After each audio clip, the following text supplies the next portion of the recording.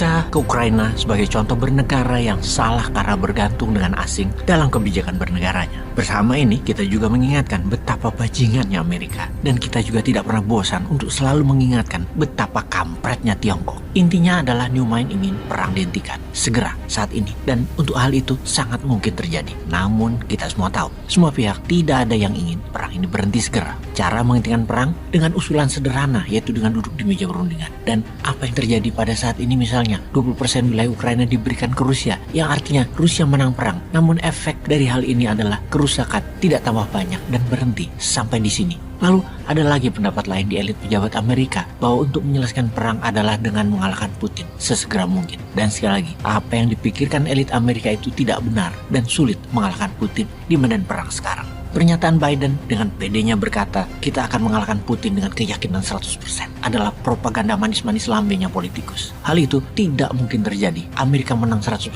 di Ukraina dan Putin kalah adalah tidak mungkin. Bagaimana bisa mengalahkan sebuah negara yang punya 1.600 hulu ledak nuklir? Bukan hanya Amerika yang berpikir begitu. Uni Eropa atau Eropa Barat juga berpikir demikian. Mereka bisa mengalahkan Putin menurut mereka. Walau harga-harga terutama energi di Eropa sudah naik 7 kali lipat, penduduknya menderita parah dibandingkan tahun lalu, bahkan sejak 2 tahun yang lalu. Secara teritorial Ukraina telah terambil 20%. Apa yang telah terjadi saat ini membuktikan bahwa Putin sudah menang. Dan kita harus mengingatkan rakyat Ukraina, terutama pejabat anti Amerika itu yaitu Zelensky, untuk mulai berpikir tentang rakyat dan negaranya. Stop percaya kepada sekutu barat, kepada Amerika. Stop jadi proxy war-nya Amerika perang terhadap Rusia. Sekali lagi, perang ini bukan perang Ukraina, tetapi proxy barat, proxy Amerika perang di lahannya Ukraina. Sadarlah Zelensky, karena negaramu akan hancur. Tragedi hancurnya Ukraina adalah karena kegagalan elit Ukraina melihat barat dan proxy war ini. Mungkin karena pemimpinnya mantan pelawak dan entertainment. Dia nggak perang ini hiburan kali ya. Begini deh, wahai rakyat Ukraina dan para pejabat elit Ukraina. Lihat apa yang terjadi di Afghanistan dalam 20 tahun terakhir ini. Perang terjadi bolak-balik di sana. Mulai dari Soviet, Mujahidin, Amerika, Taliban, lalu balik Amerika lagi, lalu Taliban lagi. Hancur itu kehidupan di Afghanistan karena perang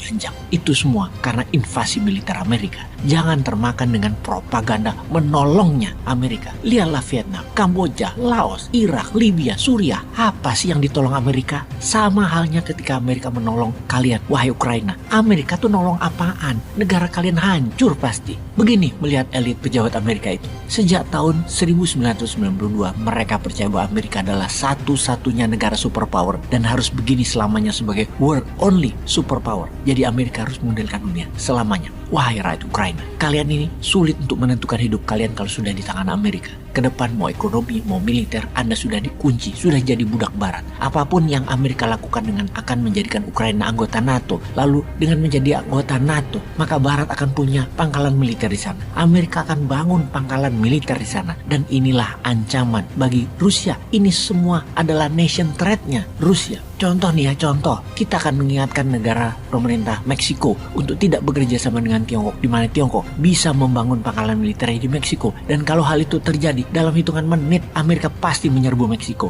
Karena pangkalan militer tadi dan kerjasama tadi dengan Tiongkok adalah Amerika nation threat-nya, ancaman bernegara Amerika. Atau misalnya ya, kalau Indonesia negara berdaulat seperti Rusia aja, Tiongkok membangun pangkalan di Timur Timur seperti saat ini, dalam hitungan detik Timur Timur diserang Indonesia. Kalau sekarang ya kita diem-diem baik ke internasional daripada nggak jabat panjang lagi. Kembali ke Eropa, Kanselir Jerman Olaf Scholz Januari 2022 pernah menemui Putin ketika Putin sudah gelar senjata di perbatasan Ukraina dengan mengatakan Jerman tidak setuju dengan perluasan anggota NATO. Namun Putin menjawab, Jerman bukan penentu NATO, Amerika yang menentukan. Dan terbukti sekarang NATO adalah sekutunya Amerika, bukan sekutunya Jerman. Sebagaimana kita semua tahu, dalam dunia unipolarnya Amerika ada dua musuh ancaman nyata Amerika. Yang pertama adalah Rusia, yang kedua adalah Tiongkok. Bagi Amerika, Rusia adalah minor, hanya jago regional, bukan global player. Oke, agaknya yang ini harus kita jelaskan di episode berikutnya tentang Wagner Groupnya Putin. Dengan perang di Ukraina, diprediksi Rusia akan rubuh sendiri. Dengan embargo, Rusia akan jatuh. Dengan diperintahkan Putin harus ditangkap, dikira Rusia akan kalah dan Putin menyerah. Ya tidak. Amerika ini kayak lupa bahwa betapa besarnya Rusia yang memiliki deposit mineral besar, natural resources-nya besar, dan